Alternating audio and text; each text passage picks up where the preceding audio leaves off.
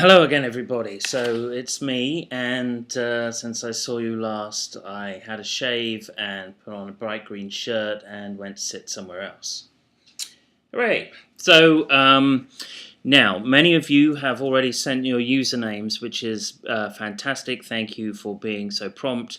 Although I still only have about half, so make sure you do that by the end of the day today, because I want to get you started on your first assignments, and I need your username so that I can sign you up so that you can actually start contributing to the blog. So the subject for today is really an introduction to the idea of criticism and ways of reading and ways of seeing the world that are critical. Now, criticism doesn't, of course, mean being negative about things. It means analyzing them deeply, going beyond the surface and the superficial meanings of things to look at the way that books, movies, art, etc. reflects the culture from which it came. So we're kind of like archaeologists, right? Because when archaeologists go to the Mediterranean world and they dig up these pots and they sort of look at the kitchens and the sort of garbage of ancient people, they're trying to sort of reconstruct the cultural context within which those people lived and try to get a sense of their daily lives and the way that their daily lives reflected the larger structure within which they existed, right? From, big sort of top-level political imperial style events down to the very quotidian, granular level of what people thought and did on a daily basis. So that's what we're doing. So, when we look at, say, Hamlet, for example, we're reading Hamlet to look at the kind of larger cultural forces at work, as well as thinking about things like the individual motivations of characters or how drama might interact with the kind of daily decisions that might be made in the 16th century. So, very often there is this preconception that criticism is a supplement to the creation of artworks. The idea that, the artist is this sort of inherent genius who creates something out of his or her mind that is kind of pure and pristine and merely exists in this world of creativity and aesthetics.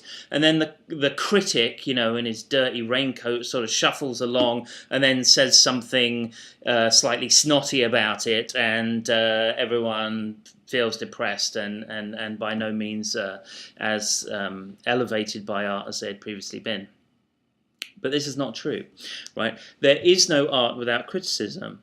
Sort of critical trends, and you might call it sort of intellectual history, or if you prefer, or the history of ideas or conceptualizations, and aesthetic movements develop in parallel, side by side, right? So, the Renaissance was a great flourishing of art and music and sculpture and urban planning, but it was also closely related to philosophical developments in Platonism and in ideas of statecraft and of civility and deportment and the idea of sprezzatura, which means the sort of all-round idea of the perfect all-round well-groomed, well-educated and accomplished individual. Same with modernism, right? Modernism came out of the upheaval of the First World War and is a series of sort of philosophical reflections, meditations, and interventions on culture, just as much as it's a series of pieces of artwork, right? So if you look at Cubism and the fact that Cubism is all fractured and fragmentary and dislocated, that comes out of an intellectualized sense of dislocation and uncertainty that's a direct product of the cultural changes brought about by the trauma of the First World War. So, before I deviate too much and make a video that's 15 minutes long and won't upload, let me just quickly say that what I want you to do this week is I want you to think about where you start, right? Where you are situated in culture. So, as a white British middle-class male, my experience of culture is probably very different from many of yours, in as much as, I start from a different place. So if I was, say, a woman who had grown up in India in the 19th century, I would have a very different idea of history. I'd have a very different idea of my own personal agency. I'd look at a map differently. I'd have a different literary tradition, right? So the way I experience the world is relative to me, and I want you to reflect a bit on that. Right? We all start from a different place. Now, we all have a lot in common too, but we all start from somewhere different. So think about what your starting place is. Think about what the coordinates of your identity, your subject position is. And then think about how that may impact the way you see the world and the way that you read things. Because this is very important. Just by taking a moment to reflect upon your own position is an enormous step in criticism, because it gets us away from this problem of common sense, like, oh, well, it just means what it means. Everybody has the right to interpret text their own way.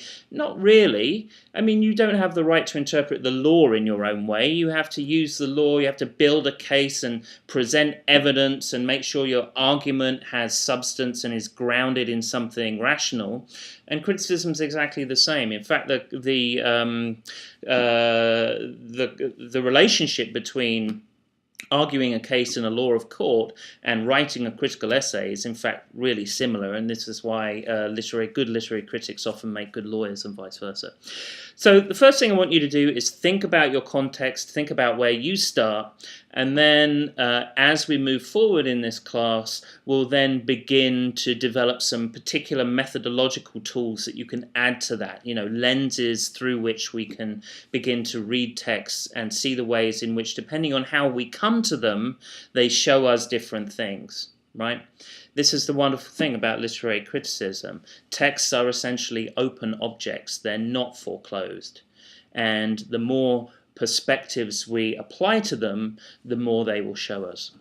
Just a quick housekeeping thing. The assignments, you'll see that I've put the assignments online already, but check back tomorrow, Tuesday, and you will see your name next to one of them. And if you don't see your name, that means it's your week off. Okay. In fact, I'll actually add a line to say whose week off it is, so it's obvious. Of course, any questions, send me an email. I've got a couple I need to reply to now, so I'm going to press stop and I'm going to go and do that. So have a wonderful day.